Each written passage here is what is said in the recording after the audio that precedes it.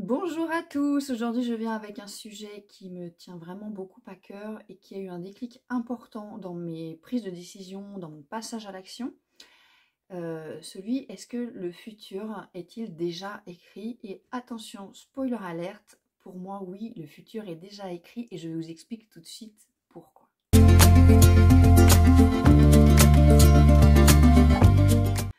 Pour ceux qui ne me connaissent pas, je suis Sophia, je suis coach naturopathe et je vous accompagne à trouver le chemin de votre vérité intérieure pour mettre en place les actions qui vous tiennent à cœur pour avancer sur votre propre chemin.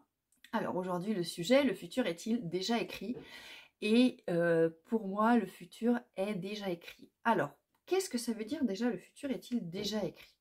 En fait à partir du moment où on fait une action, il y a un futur qui va se dessiner derrière. Donc par exemple, si tous les jours je fais exactement la même chose, je vais au travail, je rentre, je m'occupe de mes enfants, en fait ce futur-là, il va se dessiner en fonction de ton présent, de ton quotidien. Et comme dit Einstein, la folie c'est de faire toujours la même chose en pensant que ça va changer quelque chose dans notre vie. Je paraphrase un peu, mais en gros c'est ça. Moi, pendant longtemps, j'ai pensé que juste en pensant très fort à ce que je voulais dans la vie, ça allait se passer, sans forcément prendre des actions. Alors, il y a aussi la loi de l'attraction qui a joué là-dedans. Et en fait, je me suis rendu compte qu'en ne prenant aucune action, je ne réécrivais pas mon futur. Mon futur était exactement le même. Il était déjà écrit. Et il n'y a pas longtemps, je suis passée par une phase assez sombre de ma vie. Et je me suis posé vraiment la question et je me suis dit, bon, là, tu viens de passer plus de 6 mois dans les tréfonds obscurs de toi-même. Tu t'es bien victimisé pendant 6 mois, à bien ressasser les mêmes choses, à dire de toute façon que tu étais nul et que tu n'arriverais jamais. Et là, je me suis placée face à deux chemins, à deux futurs. Un qui était déjà écrit, que je connais, qui est plus confortable, qui est inconfortable dans le sens où c'est un futur qui m'attire pas du tout, mais qui était confortable, il était déjà écrit, je savais où j'allais. Et un autre futur, un autre chemin que je ne connaissais pas et que j'avais à écrire moi-même et qui n'était pas écrit en fait, et qui était vraiment dépendant de moi. Et je me suis vraiment posée face à ces deux chemins et je me suis dit maintenant stop, tu veux passer ta vie à te victimiser, oui ou non? Donc maintenant, il faut que tu fasses un choix.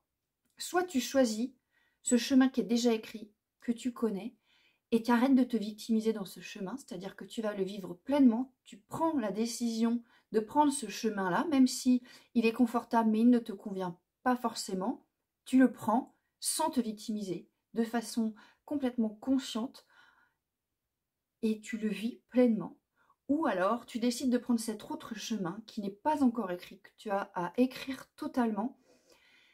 Et oui, il y aura des peurs, oui, il y aura des blocages, oui, ce sera dur, oui, il y a énormément d'inconnus dans ce chemin-là, mais je peux l'écrire jusqu'à ce que j'arrive à un chemin qui sera déjà écrit et je pourrai évidemment rechoisir, soit de choisir le futur qui est déjà écrit ou d'emprunter un autre chemin plus difficile. Mais voilà, pour l'instant. Donc je me suis placée face à ces deux chemins et je me suis dit, waouh, là il y a un moment, soit je vais vers mon chemin qui est déjà écrit, soit je prends ce chemin inconnu. Et j'ai décidé de prendre ce chemin inconnu.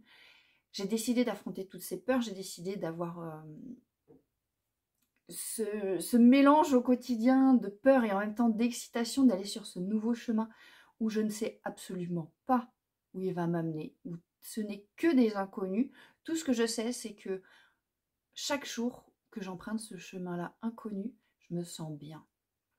C'est-à-dire que je sens que je suis sur le bon chemin. Bien sûr, parfois j'ai envie de revenir sur le chemin de la facilité, du confort, mais je me souviens, je me remets dans l'état dans lequel je suis quand je suis sur ce chemin-là de mal-être, de pourquoi, de recherche de sens de la vie, de mal-être profond, alors que sur cet autre chemin-là, oui, il y a plein de peur, mais j'ai pas ce mal-être parce que je sens que je suis vraiment sur le bon chemin.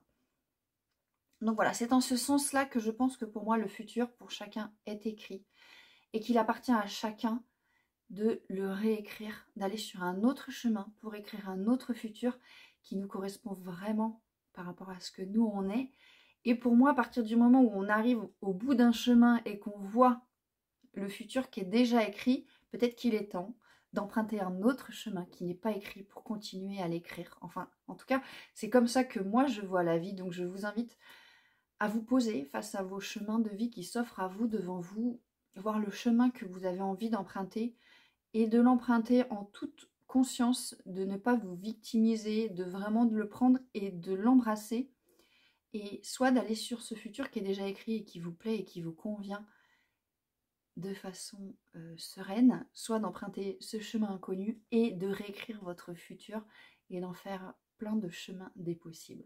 Sur ce, je vous invite à partager ma vidéo, à liker, à vous abonner. Vraiment, moi, ça me fait chaud au cœur à chaque fois quand je vois des gens qui s'abonnent.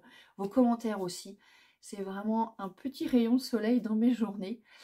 Et vraiment, prenez soin de vous, vous en valez la peine et choisissez le futur que vous avez envie d'écrire.